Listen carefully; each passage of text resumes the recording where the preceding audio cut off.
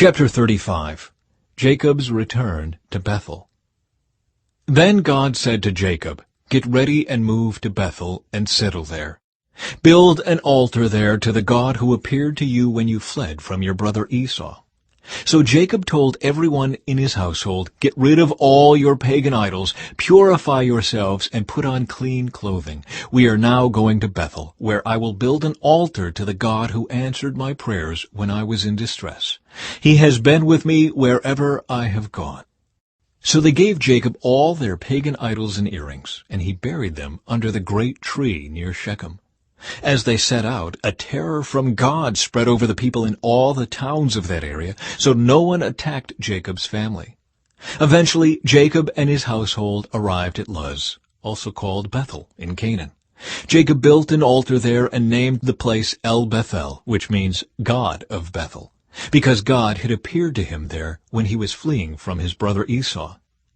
Soon after this, Rebekah's old nurse Deborah died. She was buried beneath the oak tree in the valley below Bethel. Ever since, the tree has been called Elon Bakuth, which means Oak of Weeping. Now that Jacob had returned from Padan Aram, God appeared to him again at Bethel.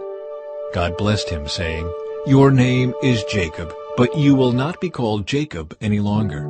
From now on, your name will be Israel." So God renamed him Israel. Then God said, "I am El Shaddai, God Almighty. Be fruitful and multiply. You will become a great nation, even many nations. Kings will be among your descendants, and I will give you the land I once gave to Abraham and Isaac. Yes, I will give it to you and your descendants after you." Then God went up from the place where he had spoken to Jacob. Jacob set up a stone pillar to mark the place where God had spoken to him. Then he poured wine over it as an offering to God and anointed the pillar with olive oil. And Jacob named the place Bethel, which means house of God, because God had spoken to him there. The deaths of Rachel and Isaac. Leaving Bethel, Jacob and his clan moved on toward Ephrath. But Rachel went into labor while they were still some distance away. Her labor pains were intense. After a very hard delivery, the midwife finally exclaimed, "Don't be afraid, you have another son." Rachel was about to die, but with her last breath she named the baby Ben-Oni, which means son of my sorrow.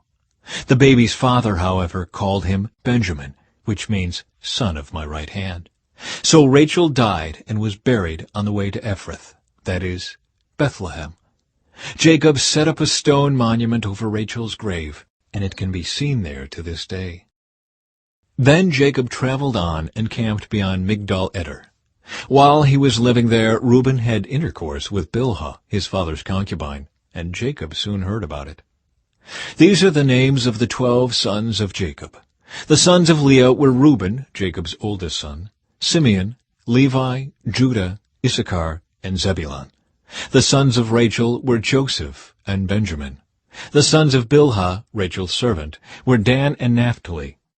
The sons of Zilpah, Leah's servant, were Gad and Asher. These are the names of the sons who were born to Jacob at Padan Aram. So Jacob returned to his father Isaac in Mamre, which is near Kiriath Arba, now called Hebron, where Abraham and Isaac had both lived as foreigners. Isaac lived for 180 years. Then he breathed his last and died at a ripe old age, joining his ancestors in death. And his sons, Esau and Jacob, buried him.